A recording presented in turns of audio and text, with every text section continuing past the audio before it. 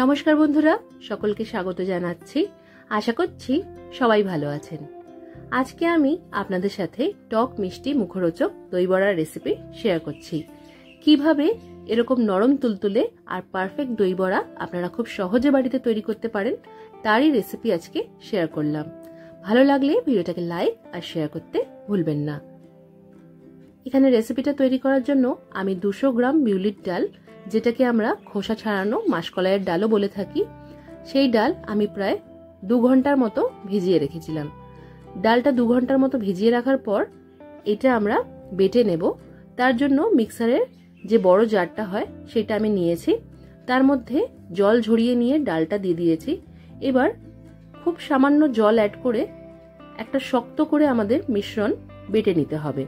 দেখতেই পাচ্ছেন আমি ডালটা কিভাবে বেটেছি, খুব বেশি পাতলা যাতে না হয় সেটা খেয়াল রাখতে হবে।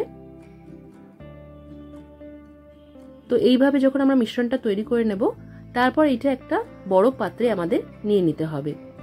বড় পাত্রে নিয়ে নেওয়ার পর এটাকে প্রায় 2 মিনিটের মতো আমাদের প্রথমে ফেটিয়ে নিতে হবে।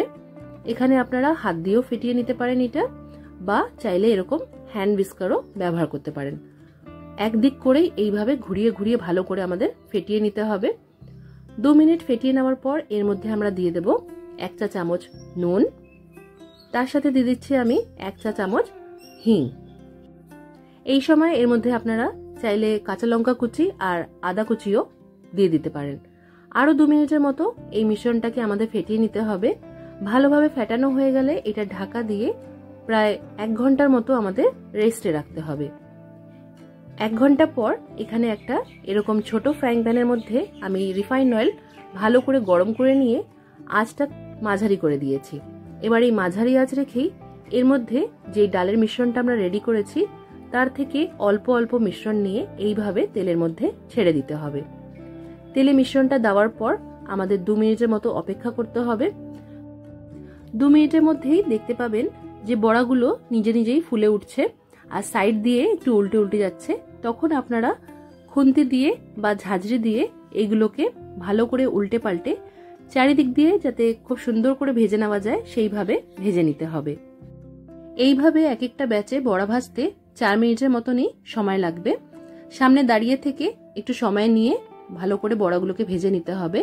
বড়াগুলো ভাজা হয়ে গেলে এইগুলোকে একটা পাত্রে আমাদের জলে ডুবিয়ে রাখতে হবে। এখানে আমি 1 কাপের মতো উষ্ণ জল, তার মধ্যে 1/2 চা চামচ নুন দিয়ে ভালো করে জলটা গুলে নিয়েছি। এই জলের মধ্যে 5 মিনিটের মতো বড়াগুলোকে আমাদের ভিজিয়ে রাখতে হবে।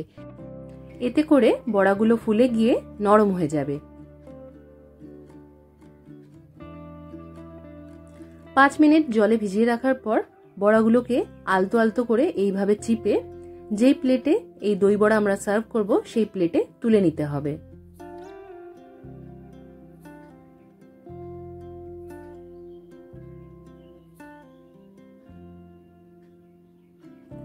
বড়াগুলো প্লেটে নিয়ে নিয়েছি। আর আরেকটা বাটিতে আমি টক দই রেখেছিলাম। টক দইয়ের মধ্যে 1/2 চা চামচ বিট লবণ আর 1 চা চামচ চিনি দিয়ে ভালো করে আমাদের ফেটিয়ে নিতে হবে। এবার এর মধ্যে দিয়ে দিচ্ছি আমি ভাজা মশলা। ভাজা মশলার মধ্যে আছে গোটা জিরে, গোটা ধনে আর শুকনো লঙ্কা, ড্রাই রোস্ট করে গুঁড়ো করে নিয়েছিলাম। সেটা দিয়ে ভালো করে দইটাকে ফেটিয়ে নিলাম। এইভাবে দইয়ের মধ্যে সবকিছু মিশিয়ে নিলে সমানভাবে সবকটা বড়ার মধ্যে এই দই আর মশলার টেস্টটা পাওয়া যায়। এবার বড়ার উপর থেকে আমি এই দই যেটা ফেটিয়ে নিয়েছি সেটা দিয়ে দিচ্ছি। এবার দিয়ে দিচ্ছি আমি ধনেপাতার চাটনি। ধনেপাতার চাটনির রেসিপি আমার চ্যানেলে দেওয়া আছে, আপনারা বংমম ইন্ডিয়া ধনেপাতার চাটনি বলে সার্চ করলেই রেসিপিটা পেয়ে যাবেন।